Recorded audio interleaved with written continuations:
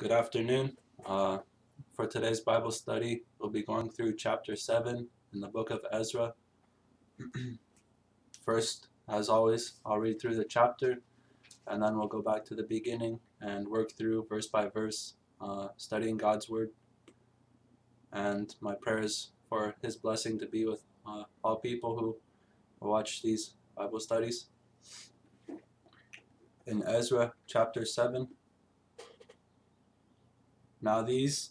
after these things, in the reign of Artaxerxes, king of Persia, there went up Ezra, son of Sariah, son of Azariah, son of Hilkiah, son of Shallum, son of Zadok, son of Ahitub, son of Amariah, son of Azariah, son of Merioth,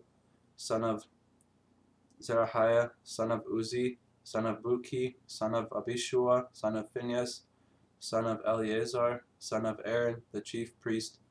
This Ezra went up from Babylon, and he was a scribe skilled in the law of Moses, which the Lord God of Israel had given, and the king granted him all he requested, because the hand of the Lord his God was upon him. Some of the sons of Israel, and some of the priests, the Levites, the singers, the gatekeepers, and the temple servants went up to Jerusalem in the 7th year of King Artaxerxes. He came to Jerusalem in the 5th month, which was in the 7th year of the king. For on the 1st of the 1st month he began to go up from Babylon, and on the 1st of the 5th month he came to Jerusalem, because the good hand of his God was upon him. For Ezra had set his heart to study the law of the Lord, and to practice it, and to teach his statutes and ordinances in Israel. Now this is the copy of the decree which King Artaxerxes gave to Ezra the priest, the scribe, learned in the words of the commandments of the Lord and his statutes to Israel.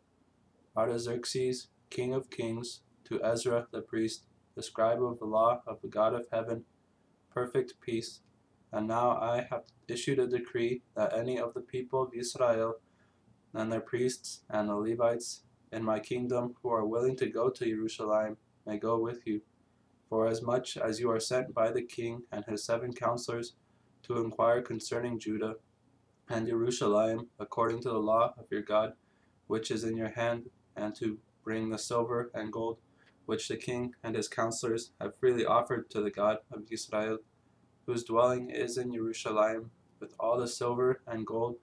which you find in the whole province of Babylon, along with the freewill offering of the people and of the priests who offered willingly for the house of their God, which is in Jerusalem. With this money, therefore, you shall diligently buy bulls, rams, and lambs,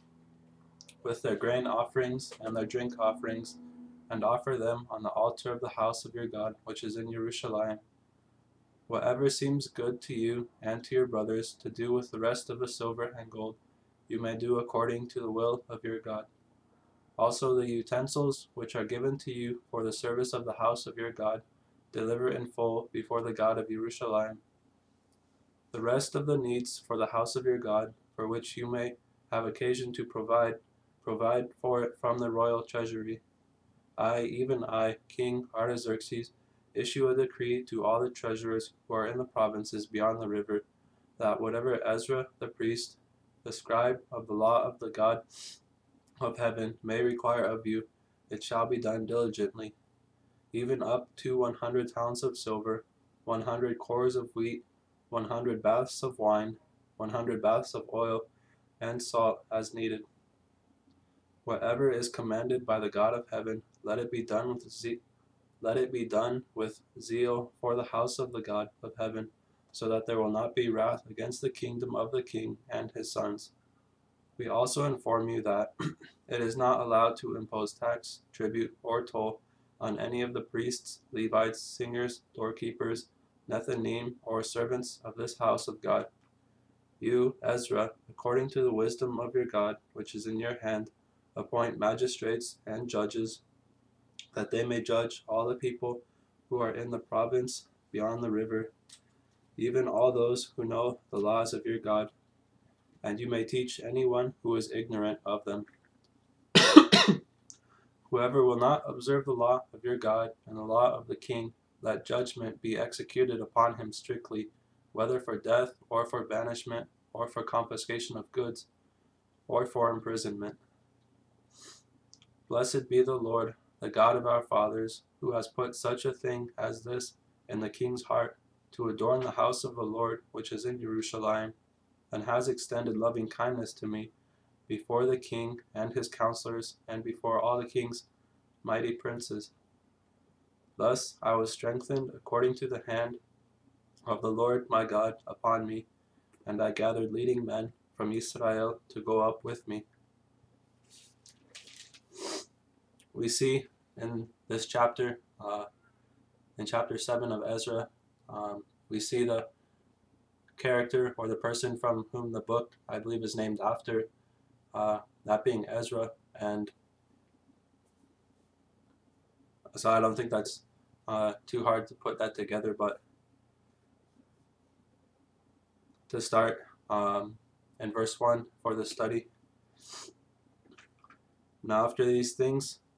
in the reign of Artaxerxes, king of Persia, there went up Ezra, son of Sariah, son of Azariah, son of Hilkiah, son of Shallum, son of Zadok, son of Ahitub, son of Amariah, son of Azariah, son of Mariot, son of Zechariah, son of Uzi, son of Buki, son of Abishua, son of Phinehas, son of Eleazar, son of Aaron, the chief priest. In these first 5 verses, we see the genealogy or the recording of family history pertaining or being the family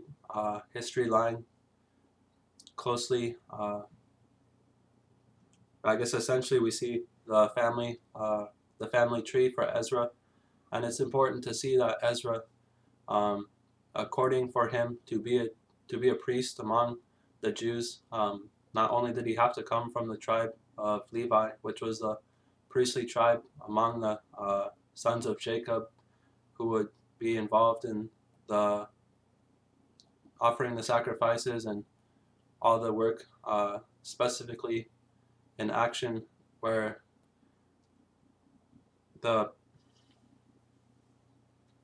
basically among Ezra, or in previous messages, one of the sons of Jacob, and only one, was chosen to do the priestly work, and only one tribe or one son and his descendants coming after him would be able to fulfill or to take part in offering sacrifices, as far as the actual work of doing that would be concerned. And so to see the family history or the family tree of Ezra, we see that it is included, I believe, because it's important to understand where he came from, because if Ezra was acting as a priest and he wasn't necessarily a descendant from the tribe of Levi, that's something that would not have ordinarily been able to happen because of the way I believe God had set things in order or was putting things together. He didn't want somebody to do something where they weren't necessarily supposed to do. And so for Ezra, seeing his family tree and the descendants that were before him, we see the affirmation that he was a descendant from the tribe of Levi and from Aaron, the chief priest, who was the brother of Moses, and I think the first official priest in Israel as far as the priestly work, that he was in the very beginning and the first person to start off that work, as God would speak through Moses and tell him as to what things he would be doing and for what his descendants after him would be doing also. So I guess just to summarize that real quick, not to continue too long on that, but we see the family tree and we see the names of the people listed before Ezra to confirm that he was from the appropriate tribe where he could officially serve as a priest, and where he could have the eligibility to take part in the priestly work. Because if he wasn't from the priestly tribe, if he wasn't from the tribe of Levi, then he couldn't take part, or he couldn't be a legitimate priest among his people. So in verse 6, this Ezra went up from Babylon, and he was a scribe, skilled in the law of Moses, which the Lord God of Israel had given. And the king granted him all he requested, because the hand of the Lord his God was upon him. To stop here for a short moment, I think we can see a couple of things that as Ezra was a scribe and he was skilled in the law of Moses, I think that could just be another way of saying that he was a very smart or intelligent person, and he paid great attention or had great focus on studying the law of God, which God gave through Moses for the benefit of all the people, for all the Jews, for all of God's chosen people to follow and to live by those rules and to live by what God had spoken through Moses. And as Ezra was, as he was very knowledgeable of the law which God had given to his people, we see that the hand of the Lord was upon him. I'm sure in one way or another that God is always acting in our lives, and he's always creating things to happen that will lead us to not only question our own lives, but to get us to wonder why some things may happen or why they may not happen. But I think ultimately God will have certain things happen in our lives that will get us to think and consider that maybe they didn't just happen for any particular reason, or that they didn't happen as a random result of something, but that there was a purpose behind it. So I think to say that God is always in our lives in one aspect or in one way or another, to take that one step further and to see that the hand of the Lord was specifically or especially on Ezra and his life, I think that's an even better thing to have happen, because he's going to be doing, because of the hand of the Lord directly being upon Ezra, there's going to be some great purposes and some great things for Ezra to do in serving God. But besides that, aside from serving God, Ezra will have God's blessing in his life as he seeks after doing great things, not only to help his people and teaching them about the law of God, which I believe he would have greatly known about himself already, but I guess simply to say, to have the hand of the Lord directly upon Ezra, I know that's something I would greatly want, and I think that all people should want that, to have such a close relationship to the Lord that we can always go to him, as I believe we can, going to the Father through Yeshua or through Jesus, and he takes our prayers to him. But to have such a closeness or such a relationship with God that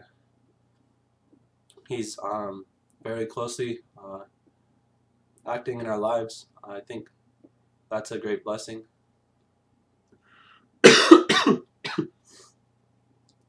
So to continue in verse 7,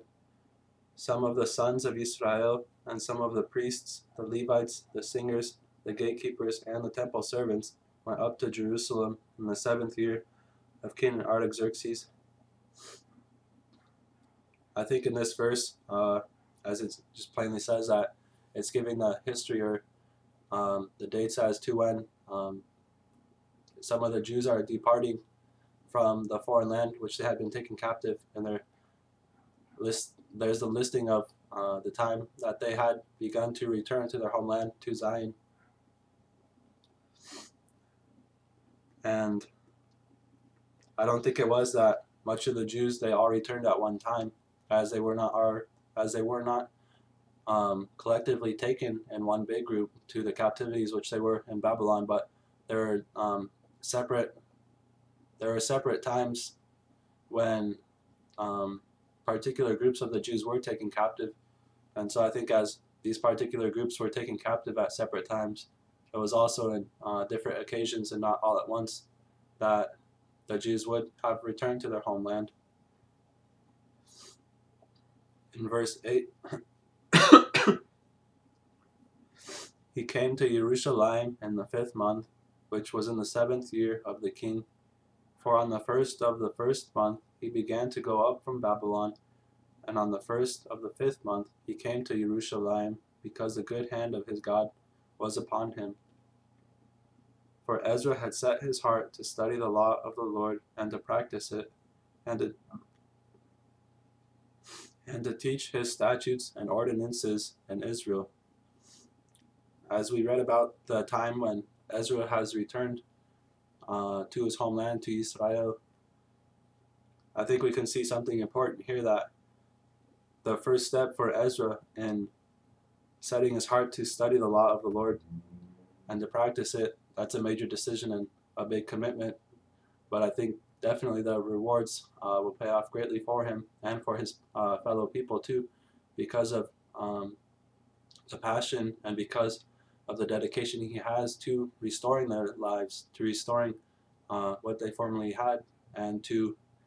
return to the Lord with all of their hearts. I think another important thing also is, not only had he set his heart, that being for Ezra, to know the law of the Lord, but even more important than knowing the law was to actually practice it and to actually follow it in daily life. I don't think there's much use if we learn about something and then we never follow through with it. Because if we know something but if we don't live what we taught people, then that would make us look like hypocrites. And especially with the Christian faith, it'll be a bad witness if we tell people about God's love all the time, but if we live like the devil, or if we are saying bad words at people every day, then that'll be a compromise, and it's not going to look good for us. And I think undoubtedly that can take people away from following God, who we seek to tell people about Yeshua or about Jesus Christ.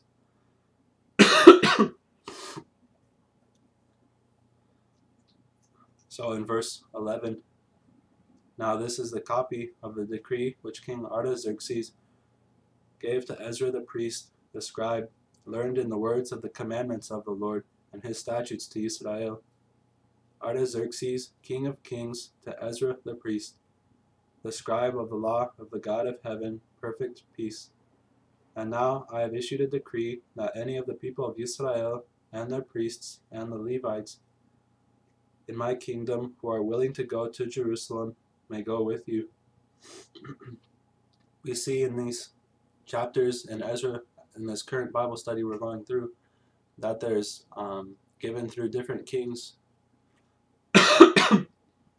there's given different proclamations and different reports, or I guess different decrees, giving the Jews the opportunity to not only return to their homeland in Zion, but asking and making statements for the people to support the Jews in their endeavor to rebuild the house of the Lord, by the foreign people supporting the Jews with the financial support, and for sacrifices or animals and other things like that to build the temple and to offer on behalf of the kings for their blessing, I think, and for blessing also on behalf of the people that they were living with. At least I would want to be blessed. I wouldn't want to be cursed. So I would imagine that many of the people who, I wouldn't think that the foreign people where the Jews were taken captive, that every single one of them, I don't think, would have hated the Jews, as we read about earlier, that the Jews had some enemies and there had some opposition from people. But I guess if there were some people who were having a positive opinion about the Jews, about God's people, that they would honestly want to have their blessing, to be blessed by God, as they were giving the material support to the Jews when they would go back to their homeland. So I think ultimately to have a blessing is something that we should all look forward to,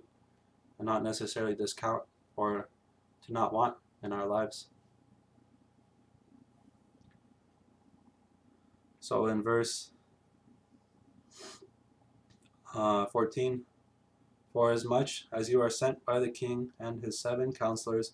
to inquire concerning Judah and Jerusalem according to the law of your God which is in your hand, and to bring the silver and gold which the king and his counselors have freely offered to the God of Israel, whose dwelling is in Jerusalem, with all the silver and gold which you will find in the whole province of Babylon,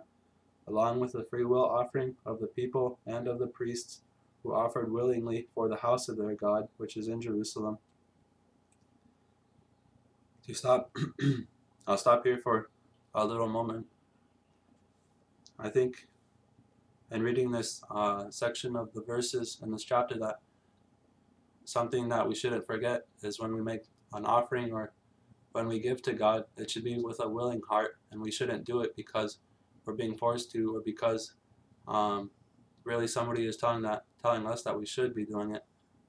I think the Bible advocates for us giving to God, whether financially or for helping His people in their time of need. I don't think we should ever be doing something that, well, I guess I don't think we should ever do something and not have a joyful heart about it, because I think it'll end up being much better for us if we have that outlook, that as we give to God's people or as we support one person or another, if we do so with a joyful heart, and if we have that impression, or if we have that mindset as Jesus had, to be there for all people, that it will not only be a blessing to them as we can help them however God wills, but that it can also be a blessing to us to see that we can take part and to see that we can be of benefit to more people, not to only serve ourselves, but to help someone in one way or another. So to continue in verse 17, with this money, therefore, you shall diligently buy bulls, rams, and lambs, with their grain offerings and their drink offerings, and offer them on the altar of the house of your God, which is in Jerusalem. Whatever seems good to you and to your brothers to do with the rest of the silver and gold, you may do according to the will of your God. Also the utensils which are given to you for the service of the house of your God, deliver in full before the God of Jerusalem, the rest of the needs for the house of your God, for which you may have occasion to provide for it from the royal treasury. In these verses we see again exactly what is being given to the Jews for the reconstruction of the temple,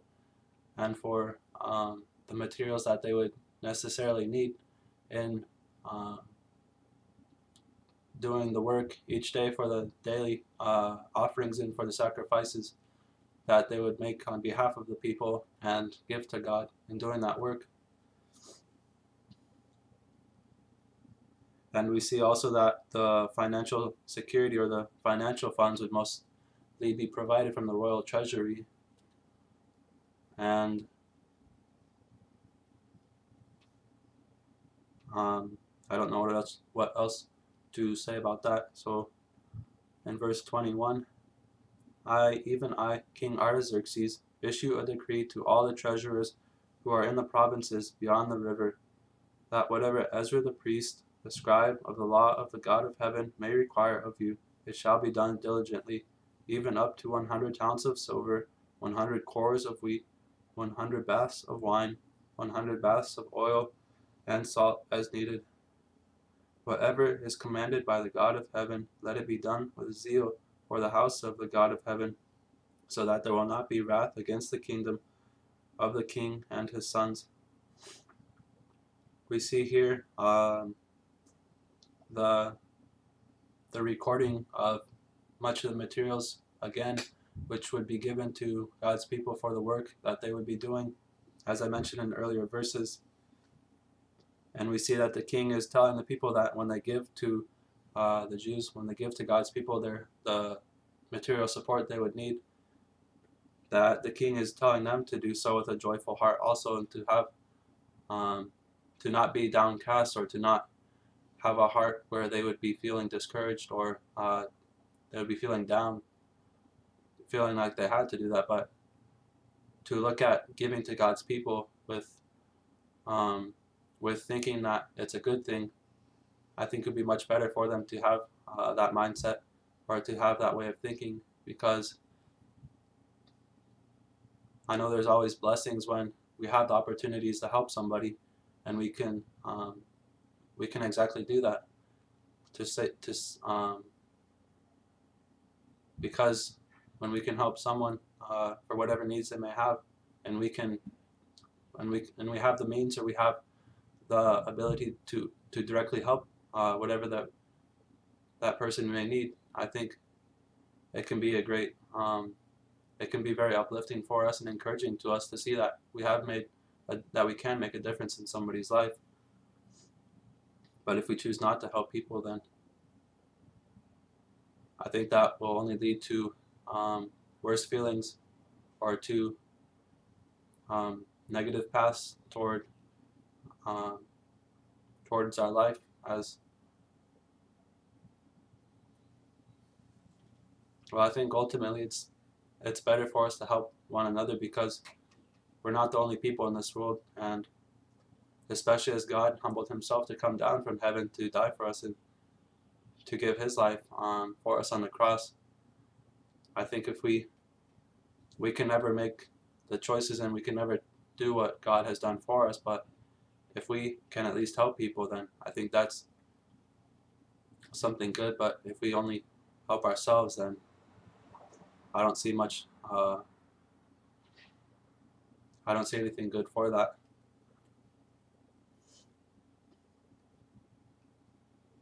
In verse 24, we also inform you that it is not allowed to impose tax, tribute, or toll on any of the priests, Levites, singers, doorkeepers, Nethinim, or servants of this house of God. We see here in verse 24 that the religious officials among the Jews, the priests, etc., they have tax exemption. That I believe it would have been important for them, as they would have had a great need for financial support and for material support to rebuild the temple for God, that it would have been a hindrance, or it would have been detrimental for them to be taxed for whatever the amount may have been, because it would have been definitely a great job to do altogether. And for them to have setbacks, such as being taxed, that would have caused the progress to slow down, I think, a little bit, or however much it could be. And so to have this extra generosity from the king, I think it's a great sign of his kindness towards God's people. In verse 25, you, Ezra, according to the wisdom of your God, which is in your hand, appoint magistrates and judges, that they may judge all the people who are in the province beyond the river, even all those who know the laws of your God, and you may teach anyone who is ignorant of them. Whoever will not observe the law of your God and the law of the king, let judgment be executed upon him strictly, whether for death, or for banishment,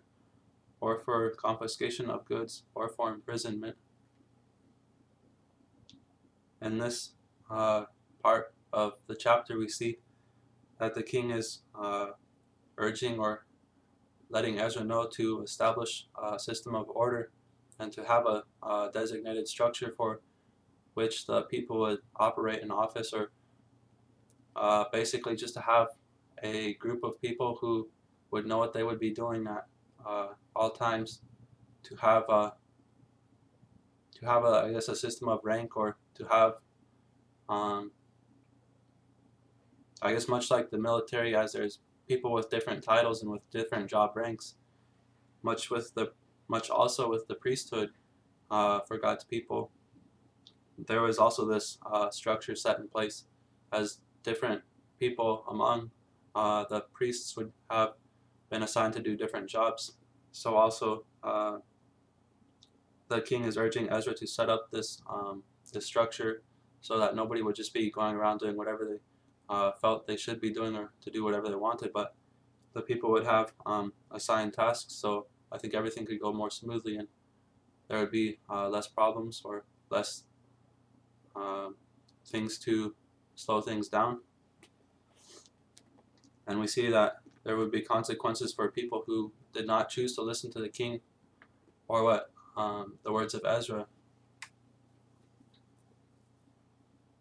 For the last few verses in this chapter,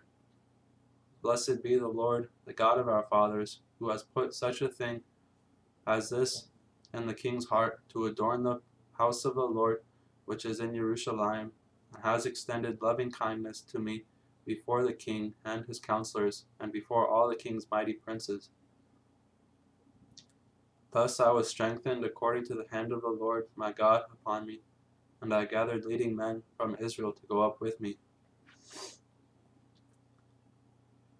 In this last part of the chapter,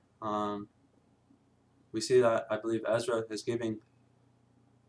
praising God for his goodness and for his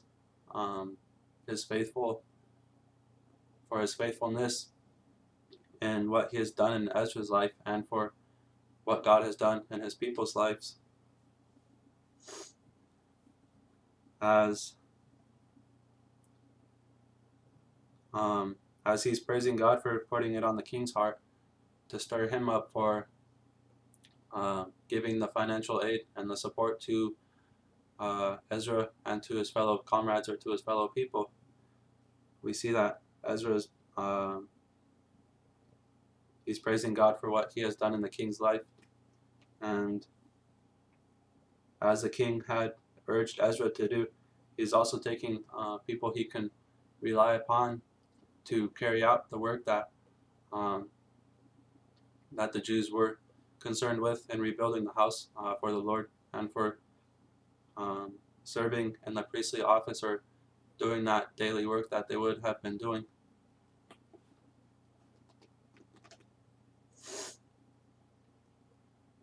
I think if we can take one application, or if we can remember one important thing from reading this chapter, I believe it's much as Ezra says, or as is written in this chapter, that as Ezra had set his heart to study the law of the Lord,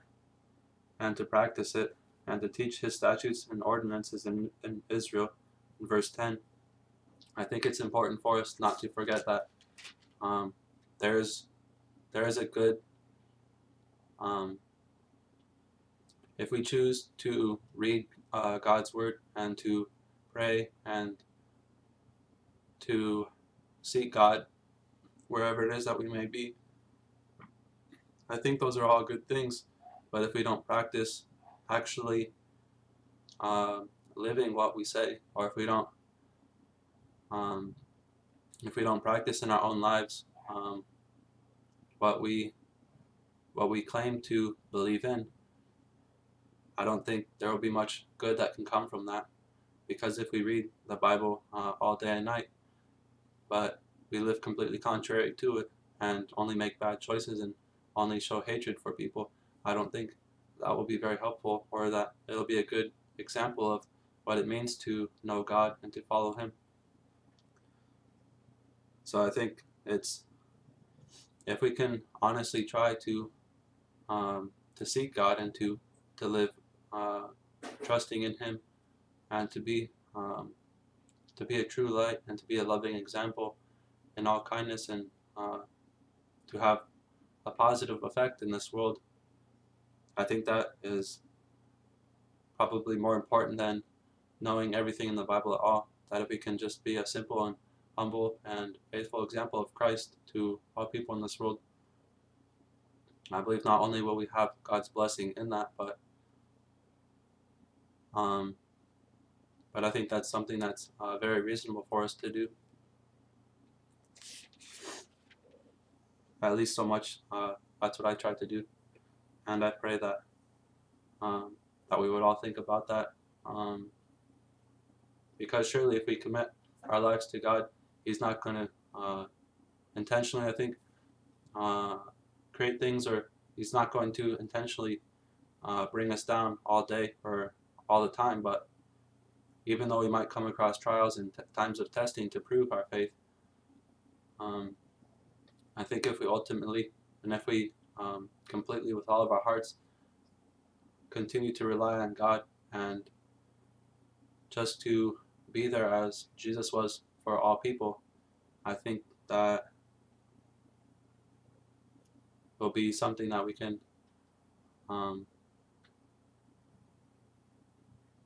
I don't know, I just think that that's something we we can all do, and it's not too hard for us. But when we do that, we can see the blessing in it, and we can see the hands of God moving in great and mighty ways for acting in all people's lives. I'll close now with prayer.